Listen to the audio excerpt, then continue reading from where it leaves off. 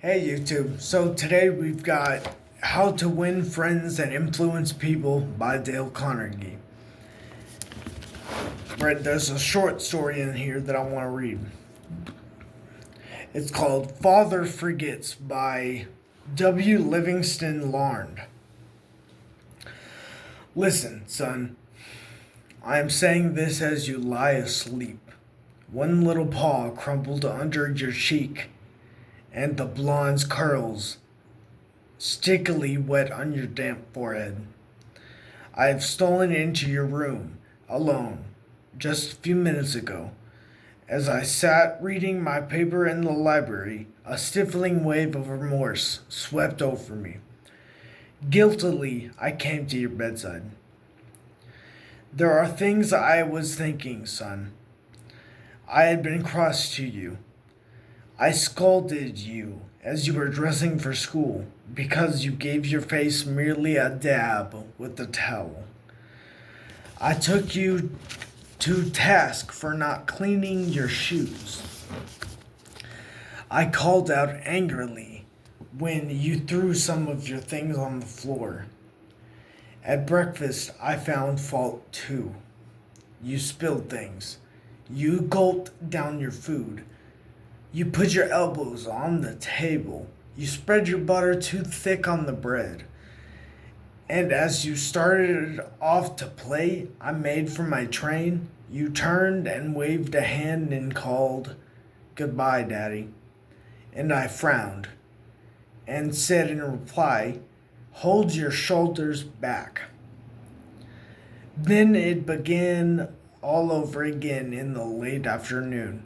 As I came up the road, I spied you, down on your knees, playing marbles. There were holes in your stockings. I humiliated, that's a hard word for me, humiliated you before your boyfriends by marching you ahead of me to the house. Stockings were expensive, and if you had to buy them, you would be more careful. Imagine that, son, from a father. Do you remember later when I was reading in the library how you came in timidly, went out with a sort of hurt look in your eyes? When I glanced up over my paper, impatient at the interruption, you hesitated at the door. "What is it you want?" I snapped. You said nothing, but ran across in one tempestuous plunge and threw your arms around my neck and kissed me. And your small arms tightened with an affection that God had set blooming in your heart, and which even neglect could not wither. But then you were gone, pattering up the stairs. Well, son, it was shortly afterwards that my paper slipped from my hands and a terrible sickening fear came over me. What has habit been doing to me? The habit of finding fault or reprimanding. This was my reward to you for being a boy. It was not that I did not love you. It was that I expected too much of youth.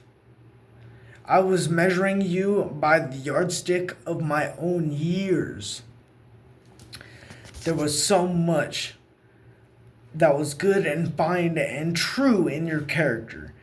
The little heart of you was as big as the dawn itself over the wide hills. This was shown by your spontaneous impulse to rush in and kiss me goodnight. Nothing else matters tonight, son. I've come to your bedside in the darkness. I have knelt there, ashamed. It is a feeble atonement. I know you would not understand these things if I told you to them during your waking hours. But tomorrow I will be a real daddy. I will chum with you and suffer when you suffer and laugh when you laugh. I will bite my tongue when impatient words come. I will keep saying, as if it were a ritual, "He is nothing but a boy, a little boy." I am afraid I visualize you as a man. Yet as I see you now, son, crumbled and weary in your cot, I see that you are still a baby. Yesterday you were in your mother's arms, head on her shoulder. I have asked too much, too much. Instead of condemning people, let's try to understand them. Let's try to figure out why they do what they do. That's a lot more profitable and intriguing than criticism. And it breeds sympathy, tolerance, and kindness. To know all is to forgive all. As Dr. Johnson said, God Himself, sir, does not propose to a God Himself, sir, does not propose to judge a man until the end of his days. Why should you and I? We have to be better, man. We cannot criticize, condemn, or complain about nothing or to people that don't deserve it, man. We're just trying out here. It's really hard, but you gotta keep on keeping on. Have a good one, guys.